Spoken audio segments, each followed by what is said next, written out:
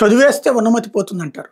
అధికార లాలసత్వం, అధికార అహంకారం, 10 సంవత్సరాల పాటు షాడో ప్రధానమంత్రిగా చేసిన ఒరిజినల్ ప్రధానమంత్రి చేద్దాం అనుకున్నటువంటి సందర్భంలో దెబ్బ కొట్టిన వైనం, 11 సంవత్సరాలుగా ప్రధానమంత్రి పదవికి అవకాశం లేకపోయా, ఇంకో 4 ఏళ్ళు అవకాశం లేదు, ఆ తర్వాత కూడా గెలుస్తారో లేదో తెలియదు. దీంతో పిచ్చెక్కిపోతున్నట్టుంది రాహుల్ గాంధీకి. తన పార్టీలో కోవర్ట్లు ఉన్నారట, పెద్ద ఎత్తున కోవర్ట్లు ఉన్నారట, అనేక మంది నాయకులు ఉండి ఆయన గెలిపించలేకపోతున్నారట. సిగ్గుండాలి కదా, తను నాయకులు గెలిపించాలా, తన నాయకులు గెలిపించాలా? వాళ్ళందరూ కోవర్ట్లుగా పనిచేస్తున్నట్టు అతిపెద్ద కోవర్ట్ పాకిస్తాన్కి కోవర్ట్ రాహుల్ గాంధీనే కదా, అమెరికా కోవర్ట్ రాహుల్ గాంధీనే కదా, చైనా కోవర్ట్ రాహుల్ గాంధీనే కదా. భారతదేశంలో బుద్ధుండి అన్నం తినేవాడు ఎవడైనా సరే రాహుల్ గాంధీకి ఓటేస్తాడా?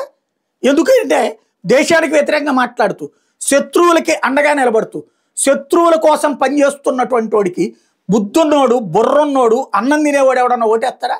అతని మూలంగా వాళ్ళందరూ నాశనం అవుతున్నారు, అతని మూలంగా ఆ కార్యకర్తలు నాశనం అవుతున్నారు, అతని మూలంగా పార్టీ నాశనం అవుతుంది.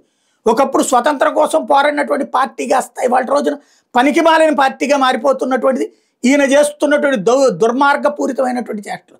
దాన్ని కవర్ చేసుకోవడానికి నాయకుల్ని దొంగలు చేసి చూపెడుతున్నాడు. తన అధ్యక్షుడిగా ఉన్నప్పుడే ఓడిపోయింది, తనకి చేతకాకనే ఓడిపోతుంది. నాయకుడు గెలిపించాలా, నాయకుడిని గెలిపించాలా?